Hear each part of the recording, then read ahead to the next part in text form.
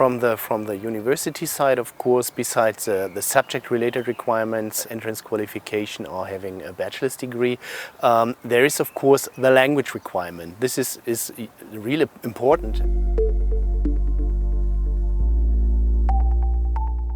Normally you need to have skills in the language of the course. That means for English master courses, e.g. There's in our university no German skills required. However, you should not forget you live in Germany, so it makes really sense to have some basic knowledge in that.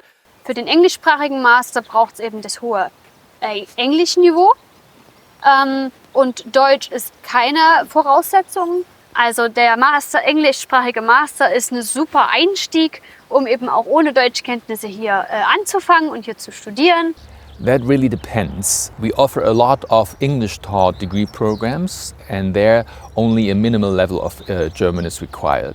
If you want to study in a German-taught degree program, your level of German has to be fairly high. We usually require C1 level within the European reference frame. Generell ist natürlich auch die Sprachhürde da, wenn man eben die Voraussetzungen für das Studium ja erstmal erfüllen muss. Und deswegen wählen die meisten die englischsprachigen Studiengänge.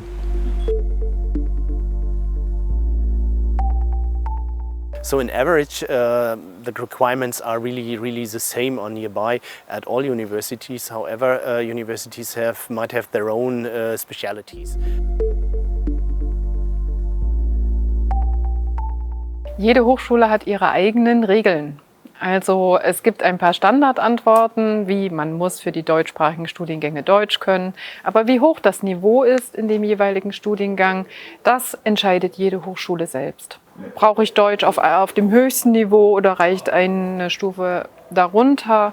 Es gibt englischsprachige Studiengänge, da brauche ich gar kein Deutsch. Also das ist sehr unterschiedlich. Das heißt, man sollte sich auf jeden Fall vorher genau informieren bei der Hochschule, welche Anforderungen es gibt. The best thing just to figure out all this information is, of course, check the website because information also changes sometimes, and then you have always the valid information at the website.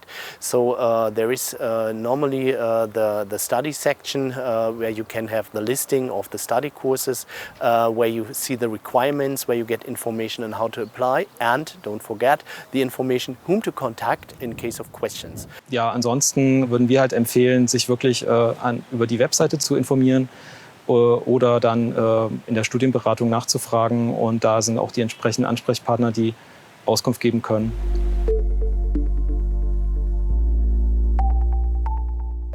In Thüringen ist es so geregelt, dass Sie sich bei den Hochschulen oder Universitäten bewerben müssen mit Ihrem Zeugnis, mit Ihren Sprachzertifikaten und Nachweisen. Die prüfen wiederum den Abschluss oder die Sprachzertifikate, je nachdem, was dabei rauskommt, gibt es eine bedingte Zulassung. Bedingte Zulassung heißt ja schon Zulassung mit Bedingungen. Also die Thüringer Hochschulen geben in der Regel bedingte Zulassungen raus, wenn, ich sag mal, wenigstens das Niveau B1 vorliegt. B1 oder B2.